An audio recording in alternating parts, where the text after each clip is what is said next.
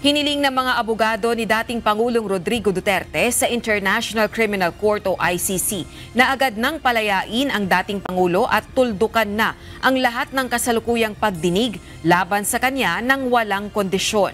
Sa 21 pahinang appeal brief on jurisdiction na isinumite ng defense team ni Duterte sa panguna ni Nicholas Kaufman noong November 14, kwenestyon nito ang desisyon ng Pre-Trial Chamber 1 na nagsabing may jurisdiction pa rin ang ICC kahit nag-withdraw na ang Pilipinas sa Rome Statute noong 2019. Iginiit ng depensa na nawalan na ng legal na basihan ng ICC para ituloy ang kaso at nagkamali ang mababang lupon sa pag-interpret ng mga probisyon ng statute.